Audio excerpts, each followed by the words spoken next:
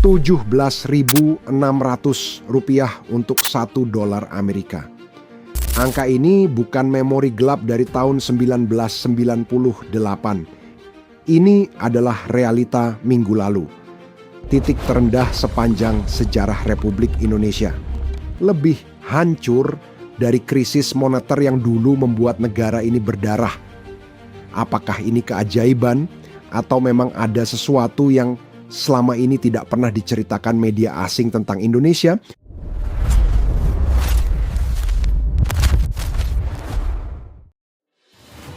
Wajar jika kepanikan merajalela, wajar jika amarah mulai terdengar.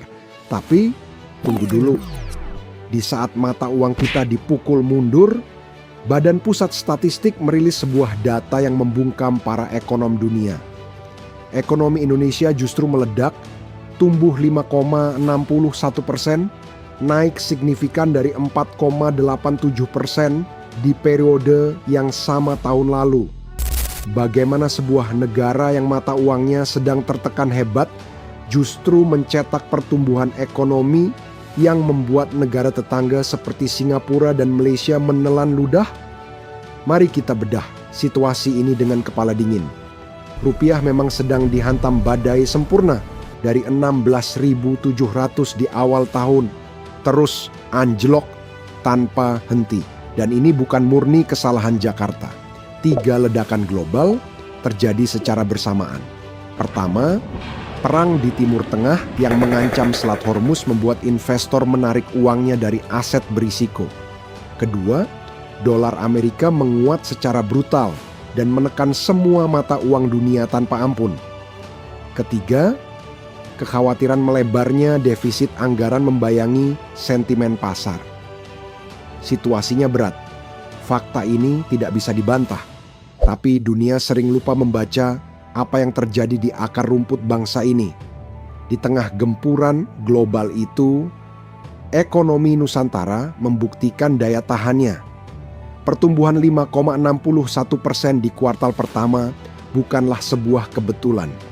Ini adalah bukti absolut bahwa fondasi kita jauh lebih kokoh dari sekadar deretan angka di papan valuta asing. 3 mesin utama negara ini berputar di kapasitas maksimal.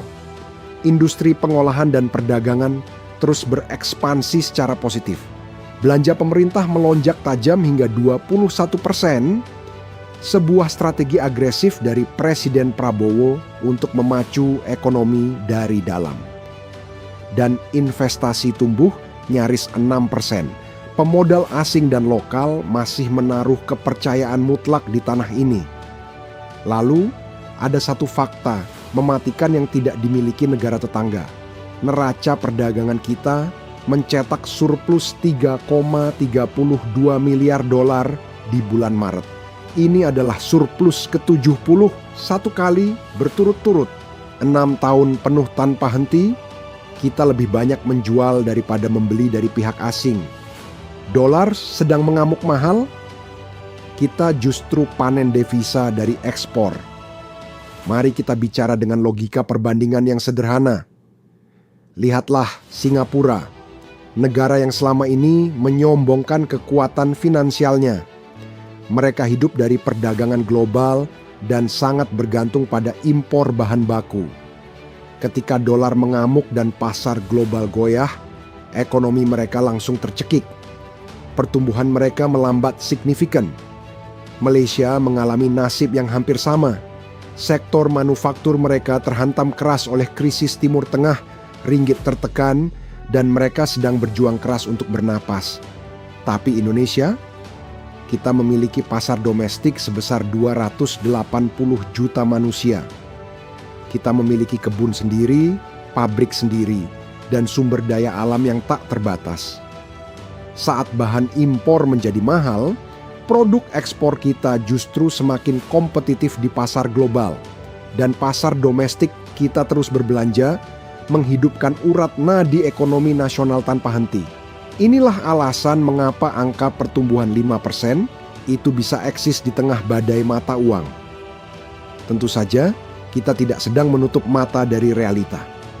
Rupiah di level 17.600 membawa rasa sakit yang nyata. Harga komponen elektronik melonjak, biaya produksi merangkak naik.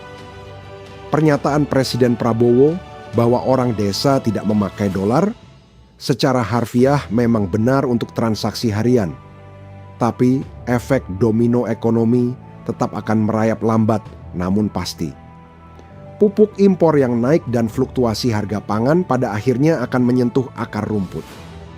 Namun, negara tidak tinggal diam menonton. Bank Indonesia turun gunung melakukan intervensi agresif di pasar valuta asing dan menahan suku bunga acuan sebagai jangkar stabilitas. Mata uang kita mungkin sedang diuji di titik terendahnya sepanjang sejarah. Tapi di balik tekanan itu, fondasi ekonomi bangsa ini berdiri bagai benteng baja. 71 bulan surplus, investasi mengalir, ekspor terus berjalan. Di saat negara tetangga pusing menghadapi kejatuhan ekonomi mereka sendiri, Indonesia justru memaksa lembaga-lembaga dunia untuk menaruh hormat. Tekanan dari luar itu sangat nyata, tapi daya tahan bangsa ini jauh lebih nyata. Kita tidak butuh kepanikan yang tidak berdasar. Kita hanya butuh kepala dingin dan langkah yang terukur. Karena di tengah badai krisis finansial global ini, bangsa ini akan tetap berjalan tegak menatap ke depan. Salam akal sehat.